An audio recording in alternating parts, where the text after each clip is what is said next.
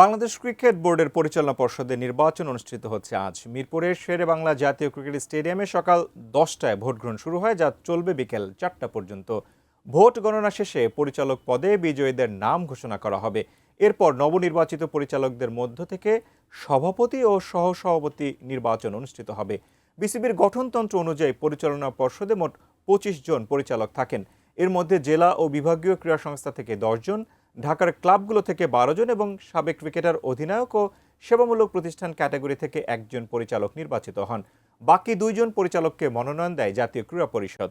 নির্বাচনের আগেই 10টি পরিচালক পদ নিশ্চিত হয়ে গেছে। জেলা ও বিভাগীয় ক্রীড়া সংস্থা ক্যাটাগরির 10টি পদের মধ্যে 8টিতে প্রার্থীরা বিনা প্রতিদ্বন্দ্বিতায় নির্বাচিত হয়েছেন। এ ক্যাটাগরিতে কেবল খুলনা ও বরিশাল বিভাগে ভোট গ্রহণ চলছে। ক্লাব ক্যাটাগরিতে 12টি পদের বিপরীতে বর্তমান সভাপতি তামিম ইকবাল সহ মোট 16 জন প্রার্থী প্রতিদ্বন্দ্বিতা করছেন। নির্বাচন শেষে নতুন পরিচালনা পর্ষদ গঠনের পাশাপাশি বিসিবির সভাপতি ও সহসভাপতি পদেও নির্বাচন অনুষ্ঠিত হবে।